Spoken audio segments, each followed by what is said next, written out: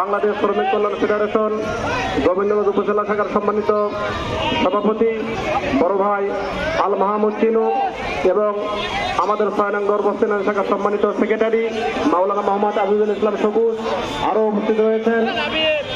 বাংলাদেশ জামাত ইসলামের ওলামা বিভাগ গোবিন্দগঞ্জ উপজেলা শাখার সম্মানিত সহসভাপতি শ্রদ্ধেয় ওস্তাদ মাওলানা মোহাম্মদ ইউনুস আলী মন্ডল মানিক সহ অত্র ইউনিয়নের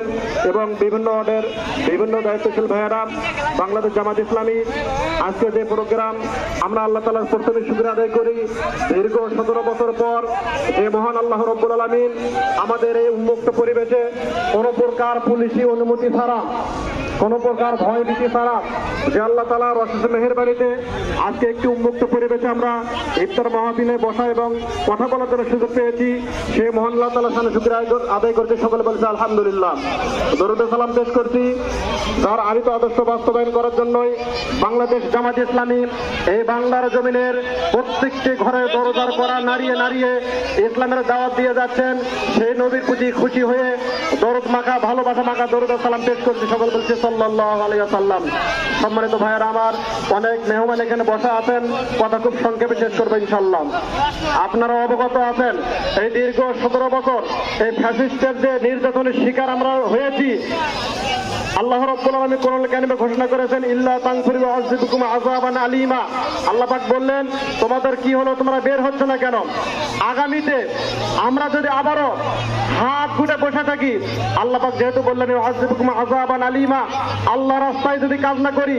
আল্লাহর জমিনে আল্লাহর দ্বীনকে বাস্তবায়নের জন্য যদি প্রচেষ্টা না করি, আবার এই বাতিল শক্তিকে আল্লাহ পাক এই বাংলার জমিনে ক্ষমতার মসনদে বসাবে, এটা আমরা চাই না। যেহেতু চাই না সেহেতু আমাদেরকে আমাদের ছোট ভাই রবিউল ইসলাম বিদ্যুৎ বলে গেলেন আগামীতে বাংলাদেশ জামাত ইসলামের পক্ষ থেকে এই ওয়ার্ড থেকে শুরু করে পার্লামেন্ট পর্যন্ত যে সকল প্রার্থীদেরকে ঘোষণা করা হবে, আমরা সকলে অতীতের ভেদাভেদ হিংসা বিদ্বেষকে দূরীভূত করে বাংলার জমিনে আল্লাহর আইনকে বাস্তবায়ন করার জন্য আমরা আগামীতে কাঁধে কাঁধ মিলে আমাদের প্রত্যেকটা প্রত্যক্ষ পরোক্ষভাবে আমাদের প্রার্থীকে ভোট দিয়ে আমরা বাংলার জমিনে ইসলামকে বাস্তবায়নের জন্য চেষ্টা করবো ইনশাআল্লাহ। এজন্য সম্মানিত ভাইরা আসুন, বাংলাদেশ জামাত ইসলামের পক্ষ থেকে যে সকল প্রার্থী দেওয়া হবে, এই সকল প্রার্থী যদি কোনো গম চুরি, কোনো টেন্ডারবাজি, কোনো মাদকের সাথে সম্পৃক্ত হয়ে যায়, আমরা আজকে মুরাদপুর সরকারি প্রাথমিক বিদ্যালয় মাঠে দাঁড়িয়ে আপনাদেরকে কথা দিচ্ছি,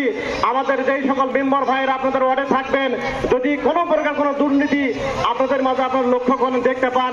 আমাদের উপজেলা সংগঠন ইউনিয়ন সংগঠন থাকবে, আমরা ওপেনে তাদেরকে সাংগঠনিক ব্যবস্থা করবো ইনশাআল্লাহ। এই আশাবাদ ব্যক্ত করে সকলের সুস্বাস্থ্য এবং নেক হায়াত কামনা করে আমি আমার কথা এখানে শেষ করছি। ওয়া মা আলাইনা ইল্লাল বালাগ। আসসালামু আলাইকুম ওয়া রাহমাতুল্লাহি ওয়া বারাকাতুহু।